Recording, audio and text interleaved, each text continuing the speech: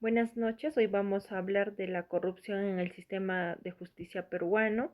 Elegimos este tema porque la administración de justicia es la última garantía de nuestros derechos. Cuando ésta se corrompe nos falla solo un servicio público cualquiera, falla el pilar del Estado de Derecho. Los números lo confirman. Según Proética, más del 33% de peruanos considera corrupto al Poder Judicial. En años anteriores incluso llegó a ser la institución más corrupta del país. Precisamos nuestro enfoque, no solo hablaremos de la corrupción en general, nos enfocaremos en la corrupción que afecta a jueces, fiscales y operadores de justicia. ¿Qué entendemos nosotros por corrupción judicial? Es el uso indebido de la función jurisdiccional o fiscal para obtener un beneficio privado en perjuicio de intereses públicos. Esta modalidad es especialmente grave por quien que la comete es precisamente quien debería resolver conflictos con imparcialidad. Dapuy distingue dos tipos: la corrupción directa, donde se identifica claramente a los autores y víctimas, y la corrupción institucionalizada, que es oculta y forma parte de la propia estructura del Estado. La administración de justicia es uno de los casos más notorios de corrupción institucionalizada porque se lleva a percibir que a todo procedimiento ésta se le atribuye un precio. En resumen, la corrupción judicial es el uso indebido del poder para beneficio privado. Puede ser directa o institucionalizada, y esta última es la más peligrosa porque ésta se oculta en la estructura de esta. Ok, continuando con la exposición, resulta importante conocer cuál es el marco normativo que respalda la lucha contra la corrupción judicial. En primer lugar, la Constitución Política de nuestro país protege la independencia judicial. En ese sentido, el artículo 139 establece los principios y garantías de la función jurisdiccional, mientras que el artículo 146 reconoce la independencia de los jueces en el ejercicio de sus funciones. Asimismo, el Código Penal sanciona las principales conductas vinculadas con la corrupción judicial. Entre las más relevantes se encuentran el artículo 395, que regula el cohecho pasivo específico, y el artículo 398 referido al cohecho activo específico. Además, el artículo 400, que tipifica el delito de tráfico de influencias. Finalmente, en el ámbito internacional, la Convención de las Naciones Unidas contra la Corrupción, en su artículo 11, establece que los estados deben adoptar medidas para fortalecer la integridad del Poder Judicial. Ahora bien, este tema plantea tres dilemas principales. El primero enfrenta la independencia judicial con las redes de padrinazgo. Esta tensión surge porque, aunque un juez debe decidir únicamente conforme a la Constitución y a la ley, cuando accede al cargo mediante favores o influencias, puede verse comprometida su imparcialidad y sus decisiones. El segundo dilema contrapone la legalidad y privacidad de la prueba con la necesidad de transparencia. Esto se debe a que en muchos casos de corrupción las pruebas provienen de interceptaciones telefónicas, por lo que es necesario equilibrar el respeto al debido proceso con el interés público de conocer la verdad. Por último, el tercer dilema enfrenta al deber de denunciar con el corporativismo. Esto ocurre porque en ocasiones quienes conocen actos de corrupción prefieren guardar silencio por temor a lealtad hacia sus colegas, pese a que existe un deber ético y jurídico de denunciarlos. Para comprender mejor estos dilemas, podemos mencionar dos casos bastante representativos en nuestro país. El primero es el de los cuellos blancos del puerto, que se dio en el año 2018, cuando el Instituto de Defensa Legal difundió audios que revelaban negociaciones de favores entre jueces, fiscales y miembros del entonces Consejo Nacional de la Magistratura. Entre ellos se encontraban el juez supremo César Inostroza. Este caso nos demuestra cómo las redes de influencia afectaban la independencia judicial y, como consecuencia, el Consejo fue reemplazado por la Junta Nacional de Justicia mediante las leyes 30.904 y 30.916. Por otro lado, encontramos también el caso de la red de Rodolfo Orellana. En este caso, una organización criminal integrada por un abogado, jueces, fiscales y notarios utilizó sobornos y documentos fraudulentos para apropiarse ilegalmente de inmuebles. En el año 2024, Orellana fue condenado y uno de los jueces involucrados recibió una pena de 14 años de prisión. Este caso demuestra cómo el silencio y la falta de denuncias pueden permitir que la corrupción permanezca durante años en nuestro sistema.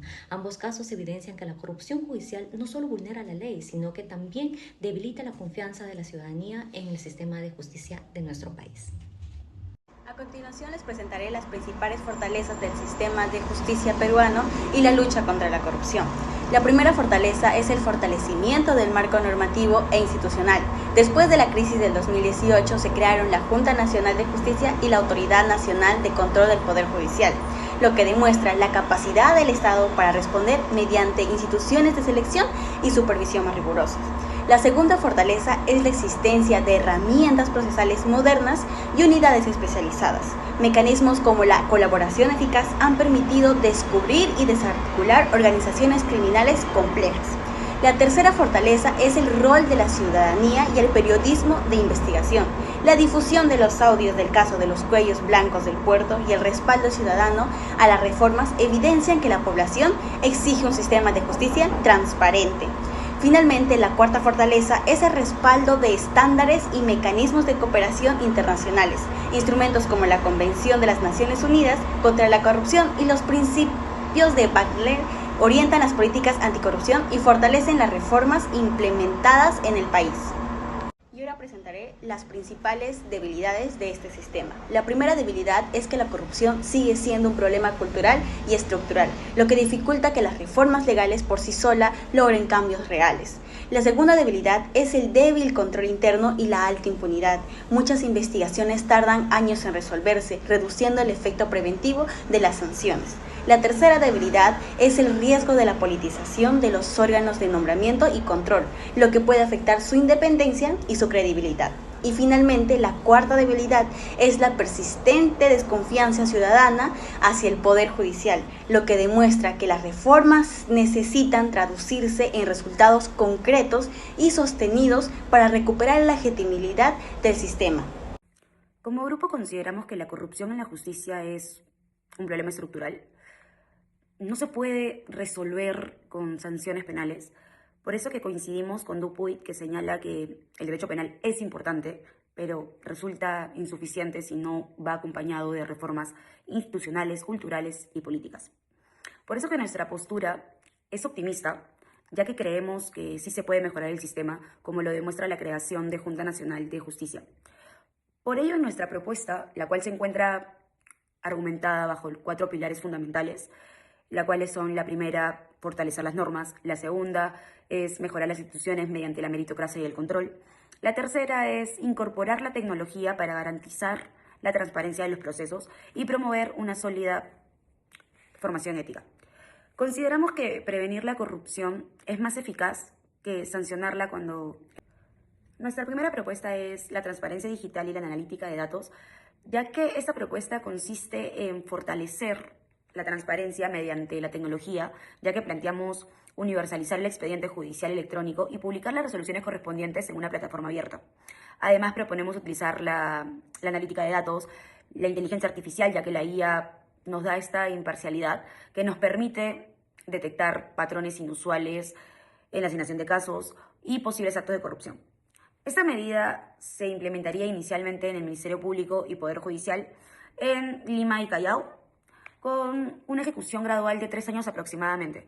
Esta propuesta es rentable, ya que aprovecha infraestructura existente y genera mayor confianza al sistema. Nuestra segunda propuesta es el fortalecimiento del control patrimonial y protección al denunciante. Esta propuesta busca reforzar el control sobre jueces y fiscales mediante declaraciones patrimoniales e intereses que sean públicos y verificables. Asimismo, planteamos realizar auditorías aleatorias y un sistema de protección efectiva para quienes denuncian actos de corrupción, no haya represalias sobre ellas. Esta medida se desarrollaría en el Poder Judicial y Ministerio Público en un plazo de 1 a 2 años aproximadamente. La principal ventaja de esta propuesta es que tiene un bajo costo y tiene un alto efecto preventivo. Además, incentiva la colaboración de la ciudadanía. Nuestra última propuesta es la meritocracia y la formación de ética. Esta propuesta busca fortalecer la meritocracia en la carrera judicial mediante capacitación permanente en ética y evaluaciones de integridad. Asimismo, planteamos incorporar a las universidades y colegios como observadores en el proceso de selección o ratificación de los magistrados. Esta medida estaría a cargo de la Academia de la Magistratura y de la Junta Nacional de Justicia, con una implementación progresiva de 1 a 2 años. Creemos que invertir en la formación ética y contar con la participación de la ciudadanía fortalece la legitimidad en el sistema y ayuda a prevenir la corrupción. En primer lugar, concluimos que la corrupción judicial en el Perú es un fenómeno estructural y no aislado. Para llegar a esta síntesis fue fundamental el aporte de Dupuit, quien a través de su reseña histórica nos permitió comprender que este problema no se soluciona solo con leyes penales, sino atacando la cultura de la ley se acata pero no se cumple que arrastramos desde la colonia. En segundo lugar, concluimos que la discrecionalidad sin control es el principal motor de la corrupción en las Cortes. En este punto, la referencia a Glynnkart fue decisiva, ya que su fórmula corrupción igual a monopolio más discrecionalidad menos rendición de cuentas nos brindó el marco teórico para proponer que la solución debe centrarse en reducir la discrecionalidad mediante la transparencia digital. En tercer lugar, concluimos que la lucha contra las redes criminales en la justicia requiere de herramientas estratégicas de negociación. Aquí el aporte de Ugasi y Robles fue clave, pues su análisis sobre el Código Procesal Penal de 2004 permitió sustentar que la colaboración eficaz es la fortaleza más grande que tiene el sistema actual para desarticular organizaciones como la de Orellana.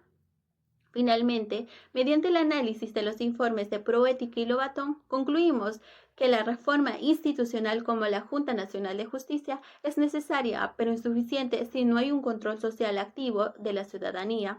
Estas reformas aportan los datos estadísticos y la visión crítica necesaria para entender que la legitimidad del sistema depende de la percepción de honestidad que la ciudadanía percibe día a día.